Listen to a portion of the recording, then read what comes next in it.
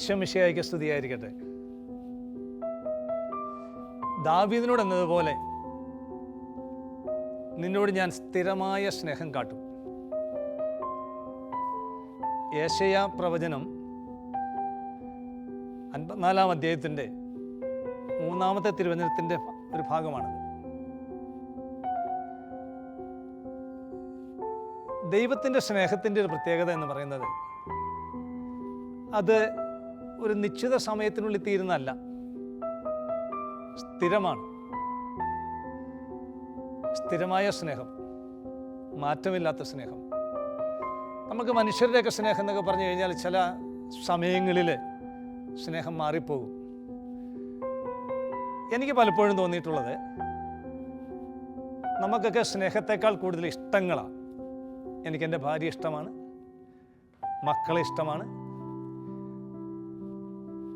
അമ്മ ഇഷ്ടമാണ്, അപ്പൻ ഇഷ്ടമാണ്, സഹോദരൻ ഇഷ്ടമാണ്, സഹോദരി ഇഷ്ടമാണ്, സുഹൃത്തുക്കൾ ഇഷ്ടമാണ്. പക്ഷേ ഇഷ്ടത്തിൻ്റെ ഒരു പ്രത്യേകത എന്ന് പറയുന്നത് അത് പരിമിതികളുള്ളതാണ്. എൻ്റെ മോന് ഞാൻ ആഗ്രഹിക്കുന്ന രീതിയിലേക്ക് പഠിച്ചു കയറി വന്നില്ലെങ്കിൽ എൻ്റെ ഇഷ്ടം ഇഷ്ടക്കേടായി മാറും.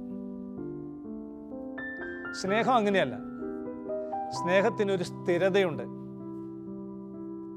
അതാണ് ദൈവം നമ്മോട് അരുളി ചെയ്യുന്നൊരു കാര്യം. സ്ഥിരമായ സ്നേഹം കാട്ടും. അപ്പം ദാവീദിനെ കുറിച്ചൊന്ന് ചിന്തിക്കുന്നത് നല്ലതാണ്. പരിമിതമായ സമയങ്ങളിൽ നമ്മൾ ചിന്തിക്കുന്നു, ഒരു അട്ടിടയ ചെറുക്കനായ ദാവീദിനെ പിടിച്ച് ഇസ്രായേലിൻ്റെ രാജാവാക്കി മാറ്റുന്നു. രാജാവായിരിക്കെ ബത്ശബ എന്ന് പറയുന്നൊരു പെൺകുട്ടി കുളിക്കുന്നത് കാണുക, അവളിൽ ആകൃഷ്ടനായി അവളെ വിളിച്ചു വരുത്തി പാപം ചെയ്യുക, അതിനുശേഷം അതിനെ മറച്ചു പിടിക്കുന്നതിന് വേണ്ടിയിട്ട് ബത്ശബയുടെ ഭർത്താവിനെ കൊലപ്പെടുത്തുക, മദ്യം കഴിപ്പിക്കുക. ഇങ്ങനെയൊക്കെ ചില വീഴ്ചകൾ ഈ മനുഷ്യൻ്റെ ജീവിതത്തിലുണ്ട്. എന്നിട്ടും തൻ്റെ പുത്രന് ജന്മം നൽകാൻ വേണ്ടിയിട്ട് ഈ വംശത്തെ ദൈവം തിരഞ്ഞെടുത്തു എന്നുള്ളതാണ്. അങ്ങനെയൊക്കെ ജീവിക്കുന്ന ദാവീദിനെ എന്തുകൊണ്ട് സ്ഥിരമായ സ്നേഹം ദൈവം കാട്ടുന്നു? കാരണം ദൈവ സ്നേഹമായതുകൊണ്ടാണ്. അതിന് പരിമിതികളില്ല, ഫുള്ളാണ്, മുഴുവനായിട്ടാണ്. അപ്പോൾ ഈ പാപത്തിൻ്റെ അവസ്ഥ നിലനിൽക്കുമ്പോഴും ദാവീദിനുള്ള സ്നേഹം സ്ഥിരമായിട്ടിങ്ങനെ ലഭ്യമാക്കിക്കൊണ്ടിരിക്കുകയാണ്. അത് ദൈവത്തിൻ്റെ പ്രത്യേകത. അതുകൊണ്ട് നമ്മൾ ദൈവം എന്ന് വിളിക്കുന്നതും മനുഷ്യനെ പോലെ അല്ല.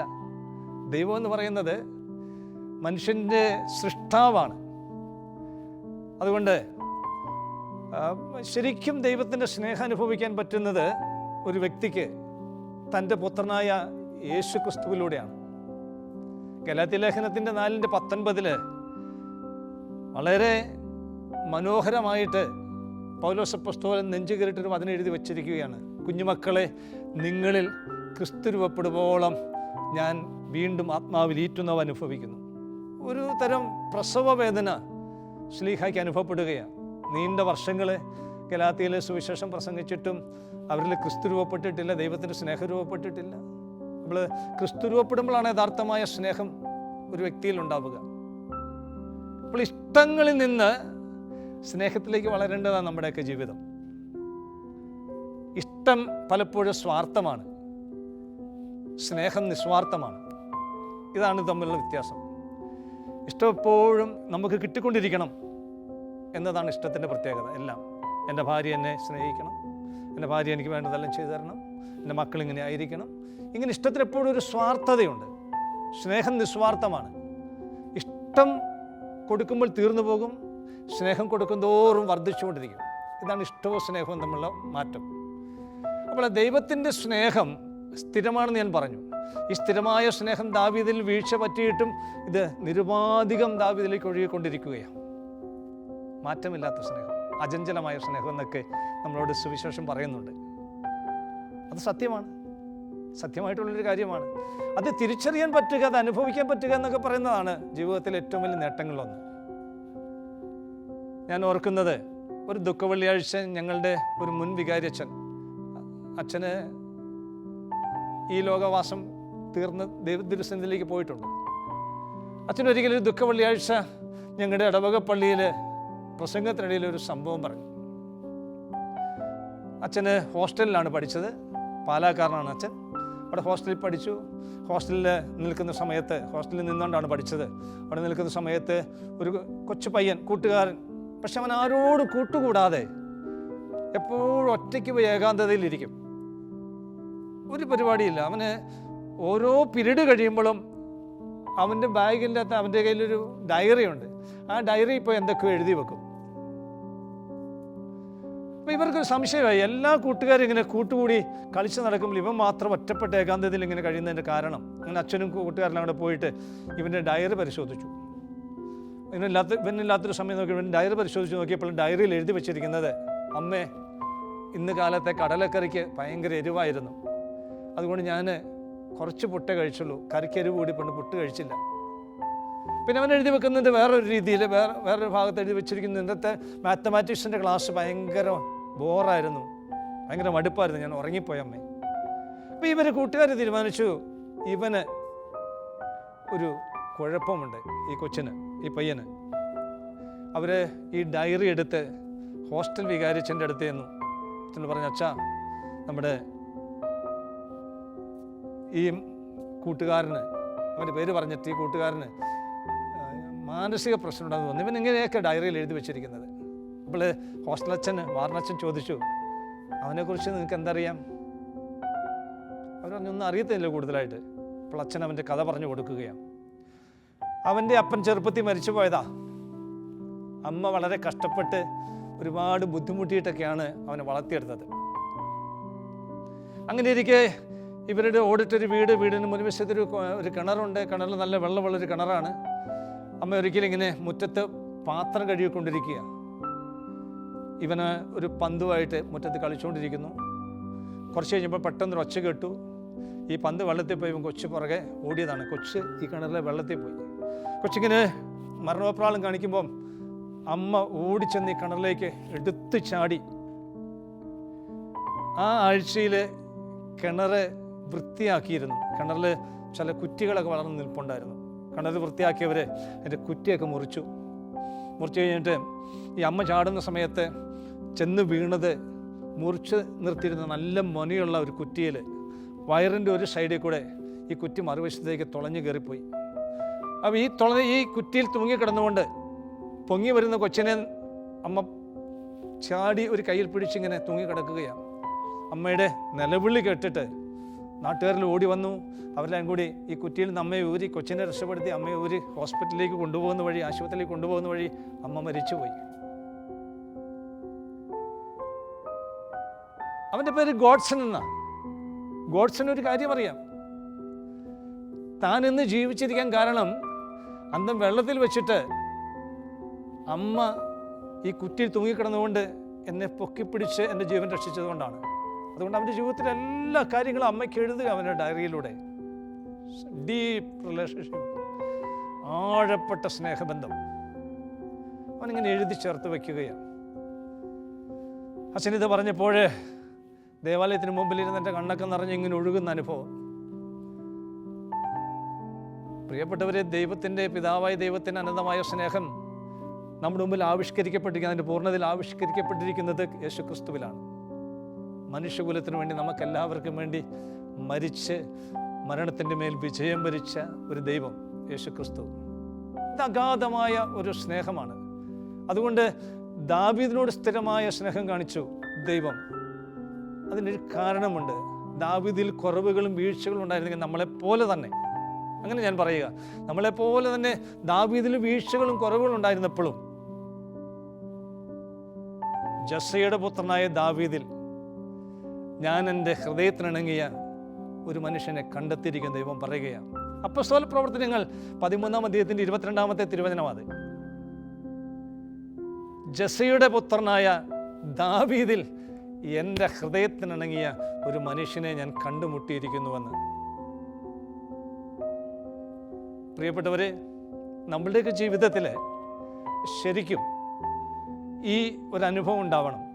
ദൈവത്തിൻ്റെ ഹൃദയത്തിനിണങ്ങിയ ഒരു മനുഷ്യനാകാൻ വേണ്ടി പരിശ്രമിക്കാൻ നമുക്ക് പറ്റുമോ ഇല്ലയോ എന്നുള്ളത് ഉറപ്പിച്ച് പറയാൻ പറ്റത്തില്ല. പക്ഷേ നമുക്ക് പരിശ്രമിക്കാമല്ലോ. മാക്സിമം ദൈവത്തിൻ്റെ ഹൃദയത്തിനിണങ്ങിയ ഒരു മനുഷ്യനാകാൻ വേണ്ടിയിട്ട് എന്തെങ്കിലുമൊക്കെ ചെയ്തു വെക്കുക, എന്ന് പറഞ്ഞു കഴിഞ്ഞാൽ ദാവീദിനെ സംബന്ധിച്ച് ദാവീദ് ദൈവത്തിൻ്റെ ഇഷ്ടങ്ങൾ ഒരുപാട് നിവർത്തിതമാക്കിയ ഒരാളാണ്. ദൈവത്തിൻ്റെ കൽപ്പനകൾ പാലിച്ചിട്ടുണ്ട്. ദൈവത്തിൻ്റെ ഇഷ്ടങ്ങൾ മനസ്സിലാക്കിയിട്ട് ഇസ്രായേൽ ജനത്തെ ഒരു യുദ്ധത്തിൽ നിന്ന് ഗോലിയാത്തിനെ വീഴ്ത്തിയിട്ട് രക്ഷപ്പെടുത്തിയ അനുഭവങ്ങളൊക്കെ ഉള്ള ഒരു വലിയ മനുഷ്യനാണ് ദാവീദ്. അപ്പോൾ ദാവീദിനോട് കാട്ടുന്നത് പോലെ സ്ഥിരമായ സ്നേഹം എന്നെ പിന്നാലെ ഒരു വേട്ടനായെ പോലെ ഉണ്ടല്ലോ. അതൊന്ന് തിരിച്ചറിയാൻ പറ്റുക, അതൊന്ന് തിരിച്ചറിഞ്ഞിട്ട് അതിൻ്റെ കൂടെ ആയിരിക്കുക, ആ സ്നേഹം അനുഭവിക്കുക. നമ്മുടെയൊക്കെ ജീവിതത്തിൽ ഏറ്റവും വലിയ പ്രശ്നം എന്ന് പറയുന്നത്, എനിക്ക് പലപ്പോഴും തോന്നിയിട്ടുണ്ട്, സ്നേഹരാഹിത്യങ്ങൾ. തൃപ്തി വരുന്നില്ല. അതിന് കാരണം മറ്റൊന്നുമല്ല, ഞാൻ പറഞ്ഞതുപോലെ ഇഷ്ടങ്ങളായി പോയതുകൊണ്ടാണ്. എനിക്ക് എൻ്റെ ഭാര്യ, ഞാൻ ആദ്യം പറഞ്ഞല്ലോ, എൻ്റെ ഭാര്യ ഇഷ്ടമാണ്. നമ്മളിങ്ങനെ ഒന്ന് ചിന്തിക്കുന്നത് നല്ലതാണ്. എനിക്ക് ശരിക്കും ഇഷ്ടമാണോ സ്നേഹമാണോ ഉള്ളത്? മദർ തെരേസ അവർ ക്രിസ്തുവിൻ്റെ സ്നേഹം അനുഭവിച്ചിട്ടാണ്. ഒരിക്കലും മദർ തെരേസയെ ഒരു മനുഷ്യൻ ഇൻ്റർവ്യൂ ചെയ്യുന്ന സമയത്ത് അദ്ദേഹം ചോദിച്ചു, 10,000 കോടി ഡോളർ തന്നാലും എനിക്കിതുപോലെ നിങ്ങൾ ചെയ്യുന്ന പോലെ ചെയ്യാൻ പറ്റില്ല. അപ്പോൾ മദർ തെരേസയും പറഞ്ഞൊരു വാക്കിതാണ്, എനിക്കും ചെയ്യാൻ പറ്റില്ല, പക്ഷേ ക്രിസ്തുവിൻ്റെ സ്നേഹം ഞങ്ങളെ നിർബന്ധിക്കുന്നു. ക്രിസ്തുവിൻ്റെ സ്നേഹം ഞങ്ങളെ നിർബന്ധിക്കുന്നു. അതേ പ്രിയപ്പെട്ടവരെ, ദൈവത്തിൻ്റെ സ്നേഹം അനുഭവിച്ചു കഴിഞ്ഞാൽ, ക്രിസ്തുവിൻ്റെ സ്നേഹം അനുഭവിച്ചു കഴിഞ്ഞാൽ, ഞാനും നിങ്ങളെല്ലാം ചില കാര്യങ്ങൾക്ക് നിർബന്ധിതരായിത്തീരും. അത് മറ്റൊന്നുമല്ല, സ്നേഹം കൊടുക്കാൻ നിർബന്ധിതരായിത്തീരും. മദർ തെരേസ ഇന്ന് അൾത്താരയിൽ വണങ്ങപ്പെടുന്നുവെങ്കിൽ അവർ ഈ സ്നേഹം തിരിച്ചറിഞ്ഞ് അതനുഭവിച്ച് അത് മറ്റുള്ളവർക്ക് പങ്കുവെച്ച് കൊടുത്തത് കൊണ്ട് തന്നെയാണ്. അപ്പോൾ ദൈവത്തിൻ്റെ അനന്തമായൊരു സ്നേഹം, അചഞ്ചലമായ സ്നേഹം, അഗാധമായ സ്നേഹം, തൻ്റെ ഏകജാതനെ നൽകാൻ തക്കവിധം അത്രമാത്രം ലോകത്തെ സ്നേഹിച്ചുവെന്ന് യോഹന്നാൻ ശ്ലീഹ നമ്മുടെ മുമ്പിൽ വിളിച്ചു പറയുമ്പോൾ, ഇതിൻ്റെ ആഴമൊന്ന് മുങ്ങിത്തപ്പിയെടുക്കാൻ വേണ്ടിയിട്ട് പരിശ്രമിക്കുന്നത് നല്ലതാണെന്ന് എനിക്ക് തോന്നുക. ഒരു നിമിഷം ഇപ്പോൾ നമ്മളിലേക്ക് നോക്കിയിരിക്കുന്ന കണ്ണെന്ന് പറിച്ചിട്ട് നേരെ ദൈവത്തിലേക്ക് നോക്കാൻ പറ്റിയാൽ നമ്മൾ കുറേശ്ശെയായിട്ട് ഇതിൻ്റെ ആഴങ്ങൾ തിരിച്ചറിഞ്ഞു തുടങ്ങും. ഈ ആഴങ്ങൾ തിരിച്ചറിയുമ്പോൾ ജീവിതത്തിൽ ഏറ്റവും വലിയ സാഫല്യം എന്ന് പറയുന്നത് ഒരു വ്യക്തിയെ സംബന്ധിച്ചിടത്തോളം യഥാർത്ഥമായ ദൈവസ്നേഹ അനുഭവം ഉണ്ടാവുക എന്നതാണ്. അതിൽപ്പോ എന്താ ഉള്ളത്? അതിൽപ്പോ ഒന്നുമില്ല. എനിക്കിതിനെ എങ്ങനെ വർണ്ണിക്കണമെന്ന് എനിക്കറിയില്ല. ഞാൻ പറഞ്ഞല്ലോ, ഗോഡ്സൻ്റെ കാര്യം പറഞ്ഞു.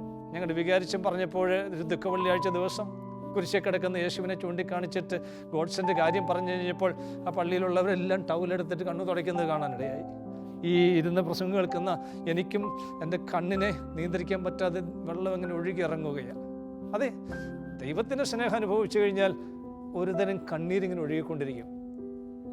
അത് ദുഃഖം കൊണ്ടുള്ളൊരു കണ്ണീരല്ല, സന്തോഷത്തിൻ്റെ ഒരു കണ്ണീര്.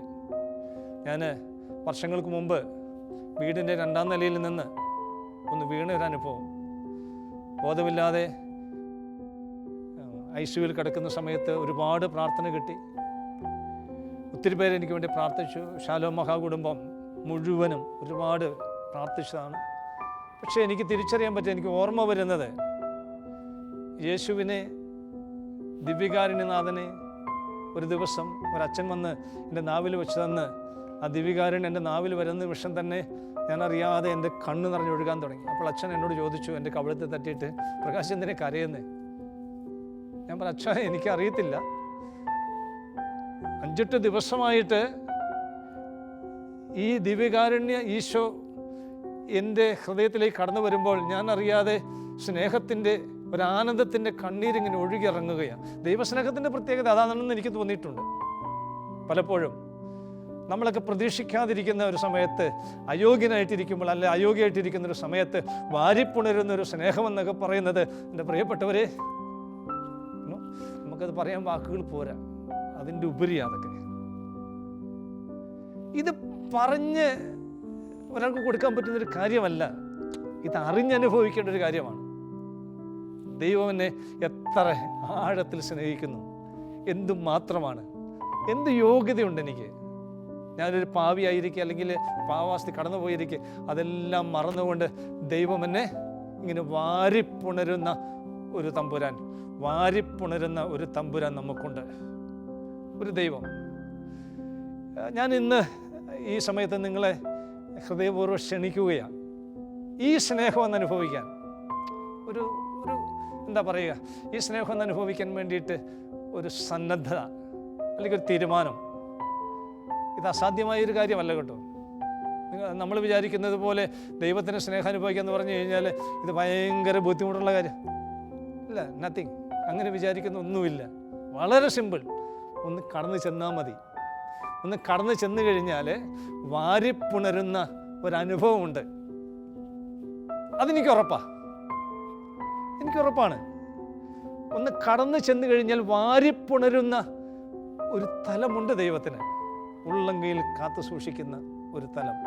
ഉത്തമഗീതത്തിൽ ഇങ്ങനെ പറയുന്നുണ്ട്, ഉത്തമഗീതത്തിലെ വാക്കുകൾ ഇങ്ങനെ പറയുന്നത്, എന്നെ നിൻ്റെ ഹൃദയത്തിൽ മുദ്രയായും നിൻ്റെ കയ്യിൽ അടയാളമായും പതിക്കുക. നമ്മൾ ദൈവത്തിൻ്റെ സ്നേഹം അനുഭവിച്ച് കഴിഞ്ഞാൽ, ദൈവത്തിൻ്റെ സ്വന്തമായി കഴിഞ്ഞ് കഴിഞ്ഞാൽ നമ്മളിലൊരു മുദ്രയുണ്ട്. ആ നിമിഷം മുതൽ നമ്മൾ VIP കളാണ്. VIP എന്ന് പറഞ്ഞാൽ VVIP എന്നൊക്കെ പറയാം. കാരണം ഈ ലോകത്തിൻ്റെ സൃഷ്ടാവിൻ്റെ സ്വന്തമായി തീരുക, സൃഷ്ടാവിനെ സ്വന്തമാക്കുക, സ്വന്തമായി തീരുക എന്നൊക്കെ പറയുന്നത് ഒരു VIP റോളാണ് നമുക്കുള്ളത് അവിടെ. അതേ പ്രിയപ്പെട്ടവരെ, ദൈവത്തെ സ്വന്തമാക്കുക, ദൈവത്തിൻ്റെ കൂടെ ആയിരിക്കുക, ദൈവത്തിൻ്റെ സ്നേഹം അനുഭവിക്കുക. അവിടെ പിന്നെ ജീവിതത്തിൻ്റെ പ്രതിസന്ധികളൊന്നും നമ്മളെ കീഴ്പ്പെടുത്തില്ല. കാരണം അതിനെല്ലാം കീഴ്പ്പെടുത്തിയ ഒരു ദൈവമാണ് നമ്മുടെ കൂടെയുള്ളത്. ഒരു പ്രതിസന്ധികളും കീഴ്പ്പെടുത്തില്ല. ഒരു പ്രതിസന്ധിയും നമുക്ക് ഭാരമായിട്ട് തോന്നില്ല. അതിൻ്റെ മുകളിൽ നിൽക്കും നമ്മൾ. ഈ നിമിഷങ്ങളിൽ പ്രിയപ്പെട്ടവരെ, ഈ ദൈവത്തിൻ്റെ സ്നേഹം അനുഭവിക്കാൻ വേണ്ടി ഹൃദയപൂർവ്വം ക്ഷണിക്കുകയാണ്. നമുക്കൊന്ന് പ്രാർത്ഥിക്കാം. കർത്താവായ ദൈവമേ, അങ്ങയുടെ പുത്രനെ നൽകി ഞങ്ങളെ വീണ്ടെടുത്ത അങ്ങയുടെ അഗാധമായ സ്നേഹത്തെ ഞങ്ങൾ ധ്യാനിക്കുന്നു. ഞങ്ങൾ ആ സ്നേഹം വീണ്ടും കൂടുതൽ ആഴങ്ങളിൽ അനുഭവിക്കാൻ ആഗ്രഹിക്കുന്നു. അവിടുന്ന് ഞങ്ങളുടെ ജീവിതത്തിൻ്റെ എല്ലാമായി കടന്നു വരണമേ.